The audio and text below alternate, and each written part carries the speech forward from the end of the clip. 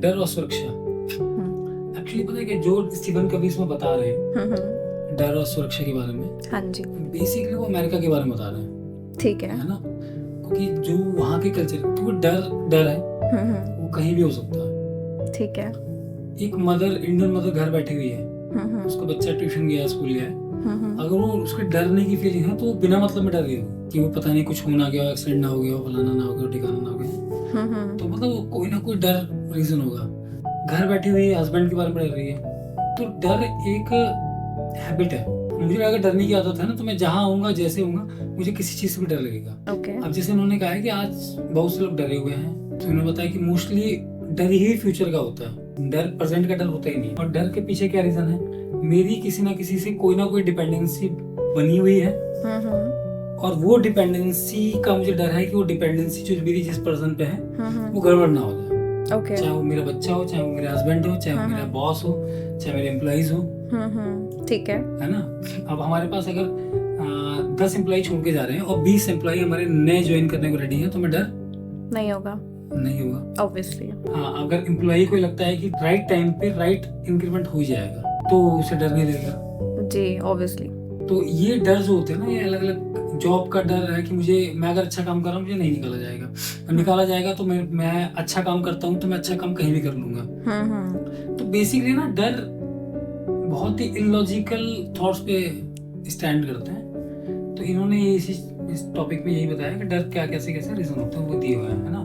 वो ये सब बताया, अपने परिवार का भरण पोषण करने का जो लिखा है, डर है। डर की वजह से जोखिम लेने का डर होता है, अगर मैं डरपोक हूँ तो मैं रिस्क नहीं ले सकता। इस असुरक्षा की वजह से प्राय जोखिम लिए बिना मन मारकर जिंदगी गुजारते हैं। हाँ जी, बिल्कुल। 3 Idiots में याद है वो राजू व्यस्त सारे भगवान की पूजा करता था। हाँ जी। तो इसके पीछे रीजन क्या था, डर पास होने का।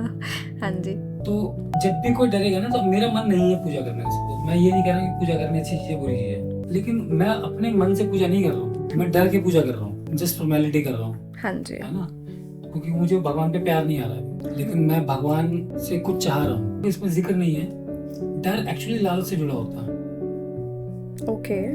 अगर आपको अपना डर दूर करना है, तो अपने किसी ना किसी लालच को ढूंढिए जिसके से डर क्रिएट हुआ है, और उस लालच को खत्म करने की कोशिश कीजिए, तो आपका डर खत्म हो जाएगा, खत्म हो जाएगा। फिर आपको मन मार के जिंदगी जीने की जरूरत नहीं पड़ेगी। डरपोक आदमी मन को मारेगा, हर डर के पीछे लालच होता है, और वो रिस्क टेकर नहीं होगा। रिस्क करने में। ओके, मेरा क्वेश्चन है इसमें से।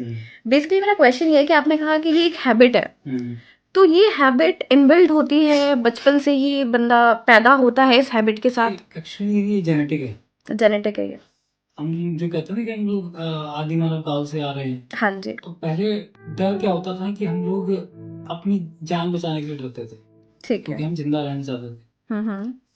जिंदा रहने के लिए हम लोगों ने कम्युनिटी चुनी कि हम लोग ग्रुप में रहते थे, ठीक है, ताकि जंगली जानवरों से अपना बचाव किया जा सके। तो वो डिपेंडेंसी ग्रुप में आ गई। तो हम एक सोसाइटी में रहते हैं, ग्रुप में रहते हैं। अब उस ग्रुप में कोई आपसे साथ गलत करता था, कुछ भी करता था, लेकिन आपकी मजबूरी थी उस ग्रुप के अंदर रहना, क्योंकि अगर आप अकेले रहोगे तो जानवर आपको खा जाएंगे जंगल में। ओके। तो वो बहुत लॉन्ग टर्म से आपके जेनेटिकली जनरेशन बाय जनरेशन आपके अंदर वो डर ओके, आता जा रहा है। So basically it's a genetic habit. Genetic है, जो कि दूर की जा सकती है, कैसे?